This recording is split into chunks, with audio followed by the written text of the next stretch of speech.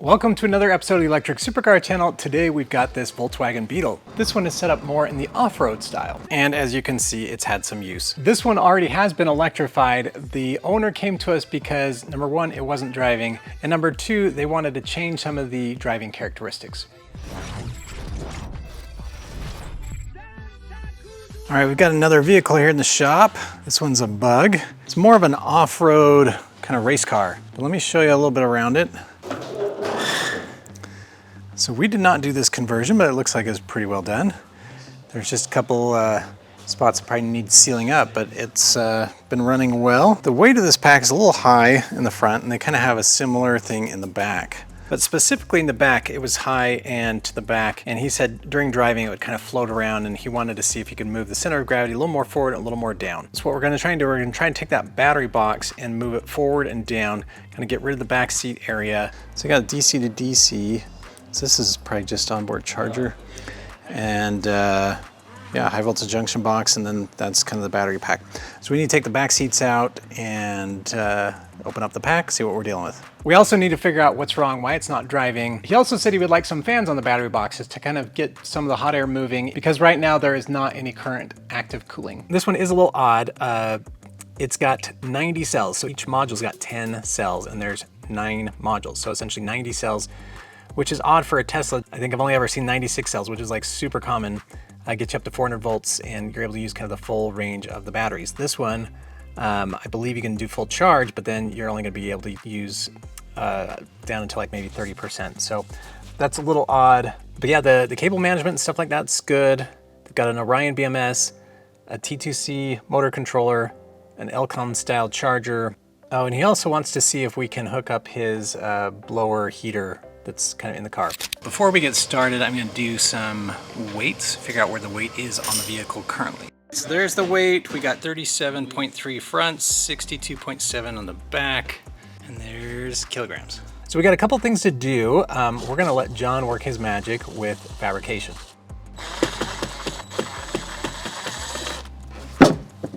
Oh, they've got like a blower under there.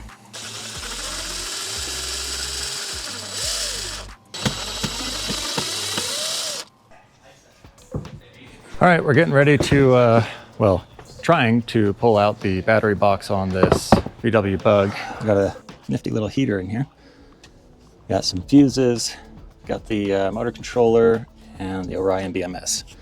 So we got to figure out how much of this needs to come out, how much of it needs to be disconnected in here, how much of this harness is going to go with the battery box, and if we can get the battery box out as a whole, or we got to take it apart in the vehicle.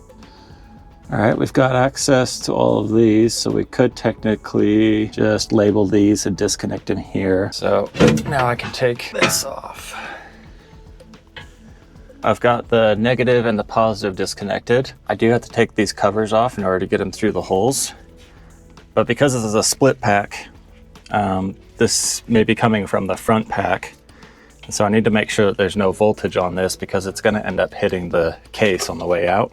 Yeah, there's 120 volts on this. So I might put some heat shrink over it then in order to get it out safely. So I've got some heat shrink on there. Pull the cables out.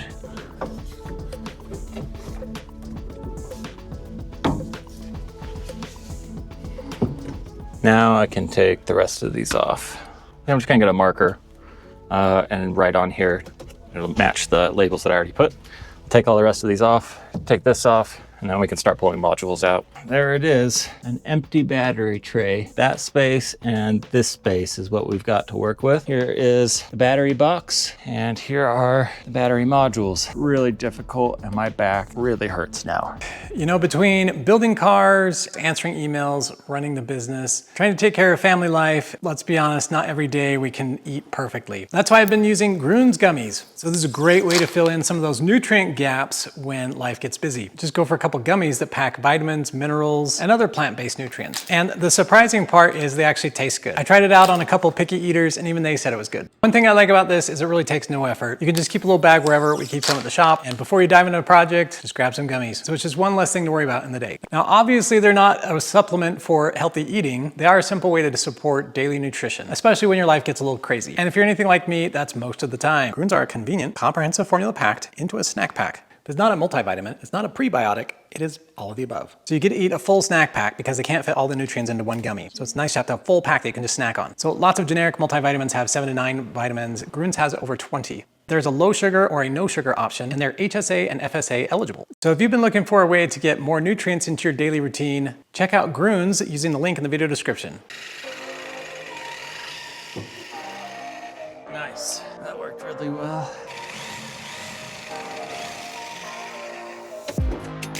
Okay, I just want to see this one. So yeah, we're gonna have to go quite a bit shorter. Just gonna cut these off, and then it should sit inside this, which is good because it just means we don't have to cut those and weld them. Okay, now I can test this again. All right, so I finished welding up all of these separators, strengthening ribs to the center of the battery box here. So we'll thread that, we'll tap that, and then we'll weld this one, the steel piece, into the vehicle. Make this our battery mount with a rubber isolator in between. So we'll have rubber underneath this corner, got rubber underneath this corner. We're mounting up here, and then we're mounting here, and then we'll have a strap, a metal strap over the top to hold it down. So it should be super strong. I just need to get the paint off of this bar. This is where the angle iron is gonna weld to. So I just need to clean this up, get it ready to put a bead on. I've just got everything covered to keep the dust off the electronics, and I'll clean this up, get the battery box in here, and see if I've cut these at the right width and if I can start welding.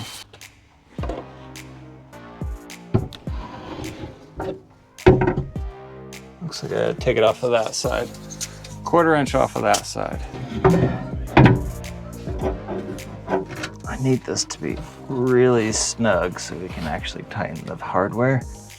I like the handle and the ball joint here. That gives you a little bit more flexibility. That feels good. There we go. That looks great.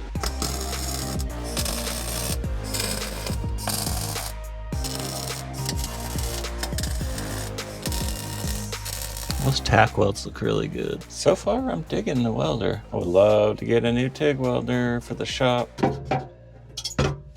Hey, look at that. That was easy. Can't do much welding with rubber in there. I'll weld a little bit down here, keep it from rotating in case when I weld it up here, it cools and pulls up. So tack it down there, tack it up here, make sure it doesn't move. And I'll go slow, try not to put too much heat into it to keep it from warping. Dang, those welds are really nice. It's so smooth.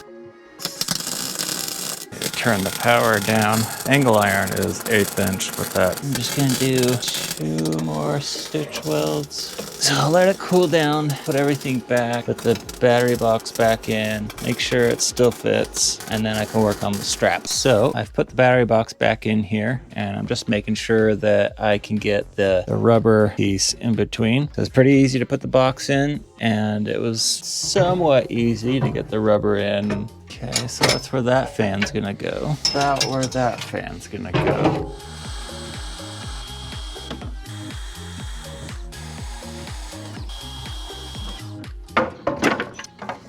So line up. Okay, I'm just gonna repeat this 8 times for all the holes for the 2 fans. All right, slight change of plan.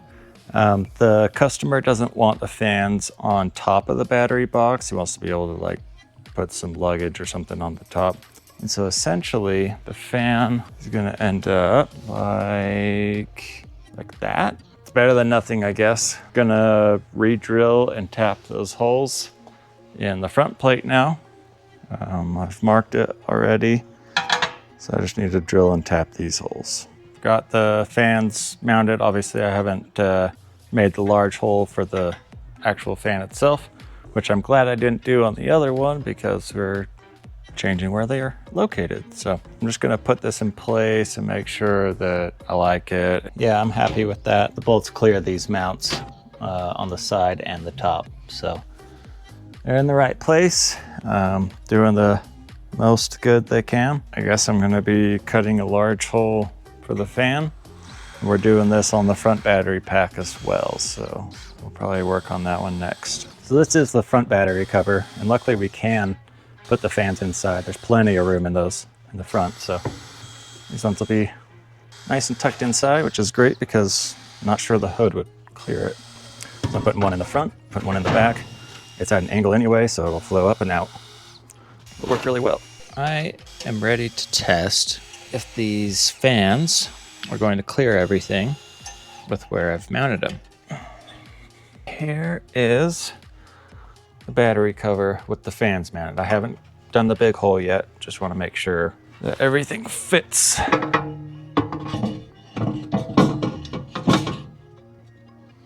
Okay, yeah, looks good. Plenty of clearance. And I've offset them like that because there's cables here and cables here.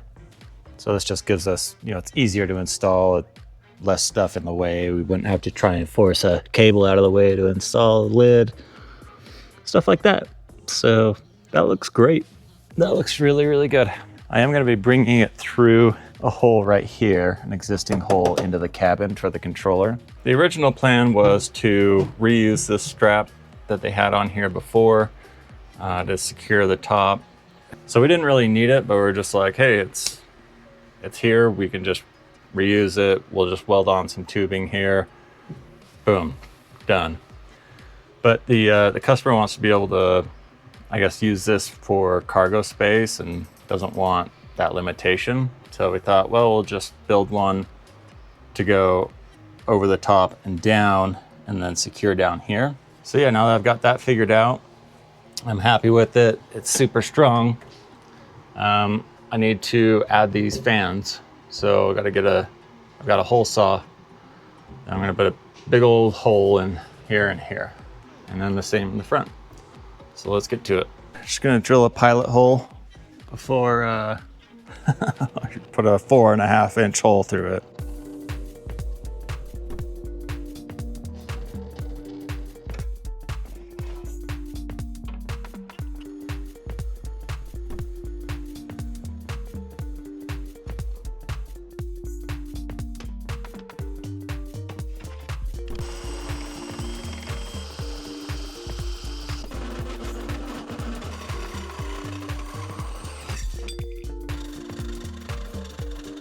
We are ready to see if these fans look good.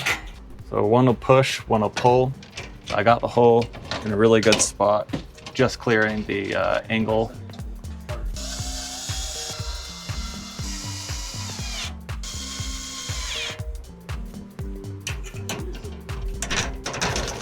Sweet, well that's really good ventilation for the battery box. Okay, so these fans that we're putting in, we got 2 fans on the rear box and 2 fans on the front box. Looks good though, let's do the front.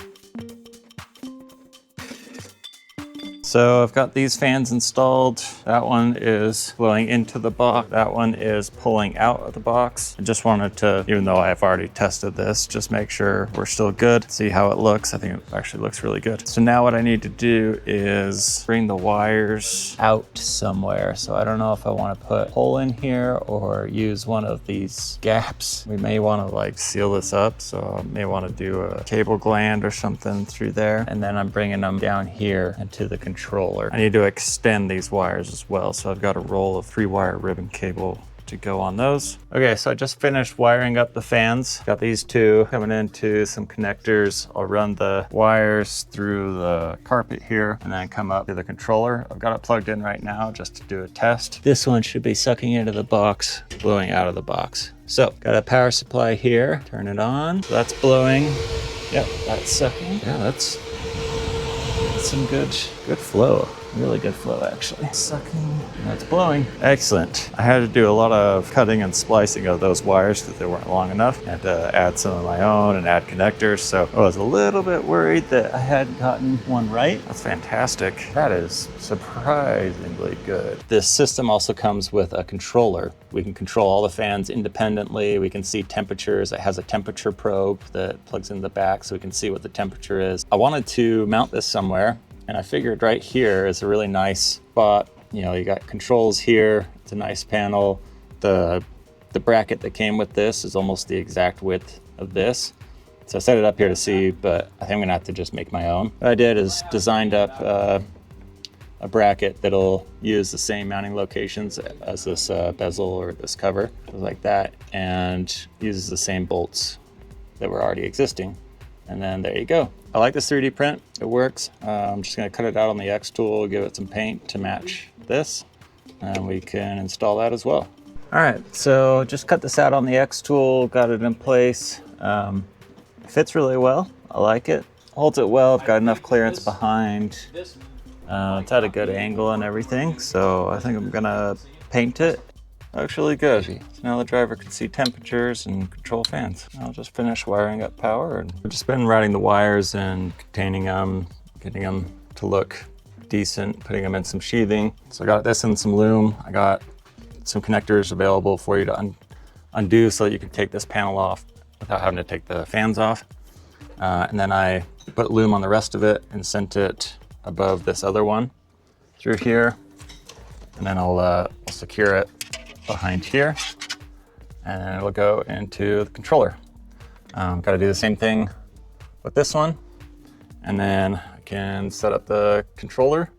And I've got a new bracket all painted and looking nice, so I can mount that here and put the controller in. After hours and hours of rewiring and figuring out where things are going to go now, we had the little heater fan thing here. It was turned 90 degrees with a mount across here.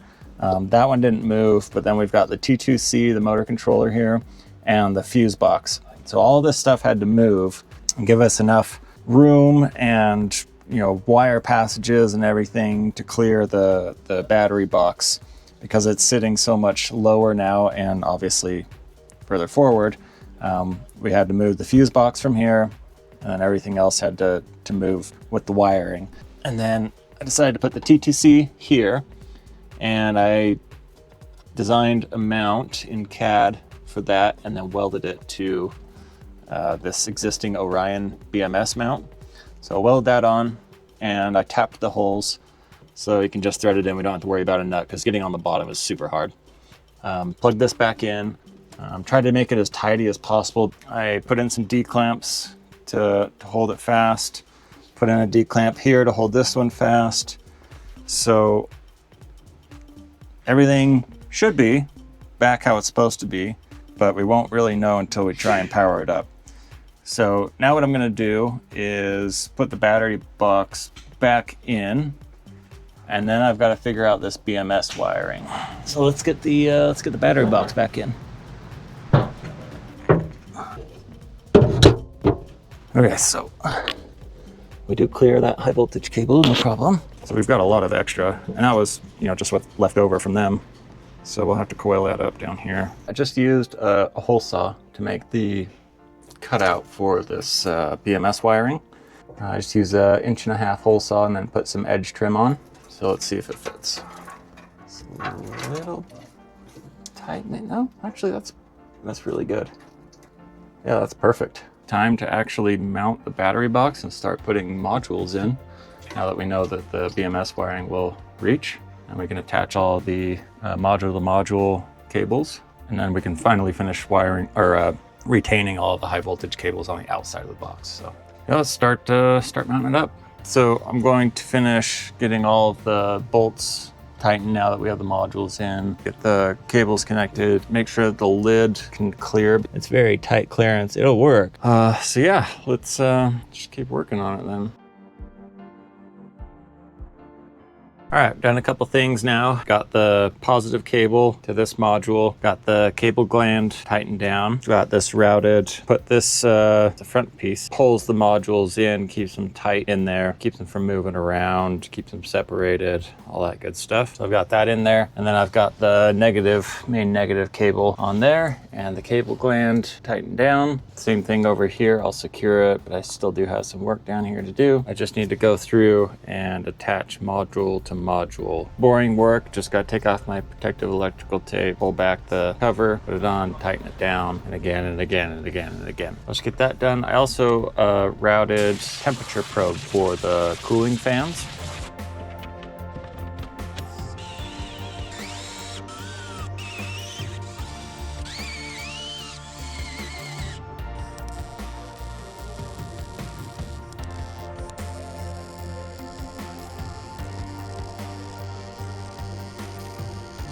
All right, working on this battery strap here. Looks really nice. Tacked a threaded rod onto it, and so now I'm about to tack this hollow bit of tubing on there. I'm gonna weld this tubing to this roll cage, and then I can finish welding the threaded rod onto the strap. It's the same thing on the other side. So I got it mocked up in place. I got it lined up where I want it. I cleaned up the metal so we can get a weld on. Got a nut on the bottom of the threaded rod. I'll finish welding that up as soon as I've got the tubing.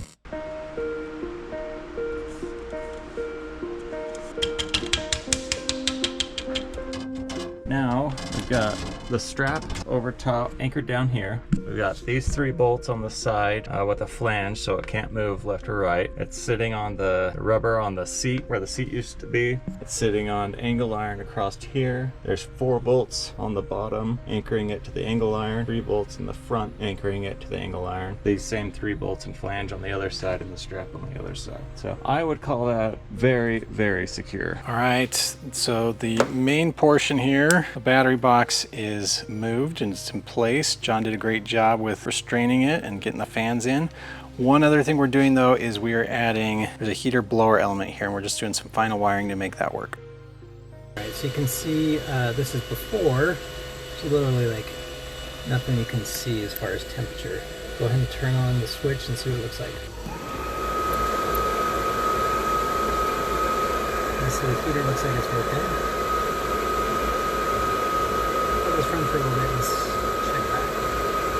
All right, here it is about 20 minutes later. You can see here that the heater is indeed working, and the wires kind of staying around 30C.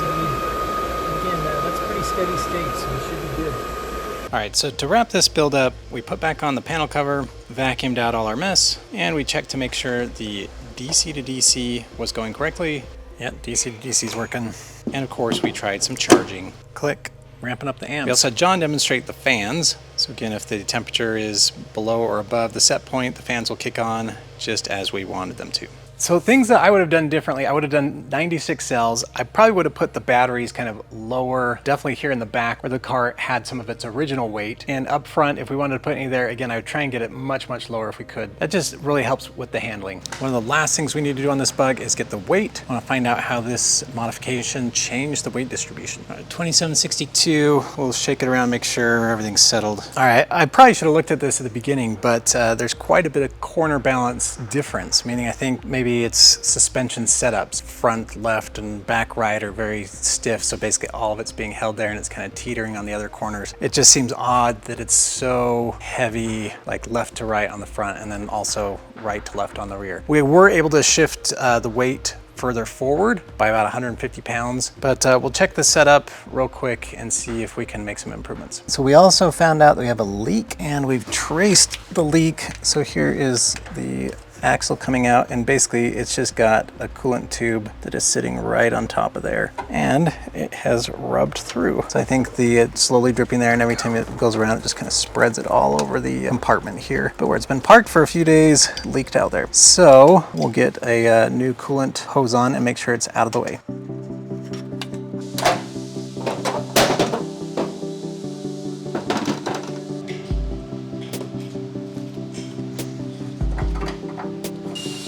Turn on the system, get all the air out. So one of the reasons I like using the clear tubing is you can see right here we're not flowing up and over the top, so it helps us identify that we've got a little air gap there and we need to get that all flushed out. You see now we've got most of the air out. You can see that, again, occasional bubble fly by, but again, flow's going through that tube now. I looked into it, and the reason why things weren't driving is somehow their firmware was configured wrong, or basically they didn't update when they weren't supposed to, so there's different firmware that doesn't match his motor. So he's got a Tesla small drive unit, and I don't know exactly what firmware is on there, but it's not compatible. So I'm gonna do some quick changes, and that should get this thing moving.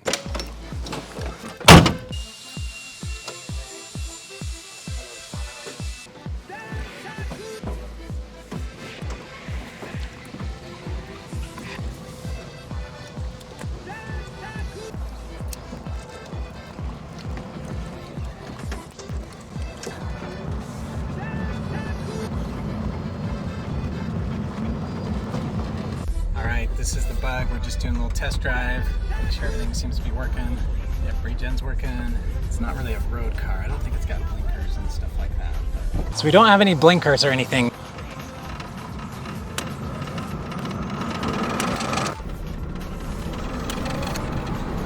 Yeah, that's nice. It's fun. So yeah, it's a blast. This guy's gonna have a boatload of fun. So we're gonna get it loaded on the trailer so he can take it home.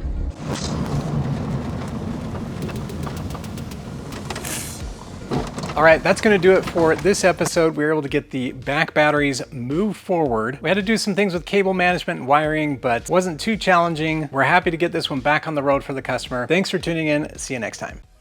I need to change this blade. That's going to take a million years doing that. I'm an idiot and turn it on. I would love to get a new TIG welder for the shop. Stupid grinder. Take a break, dude.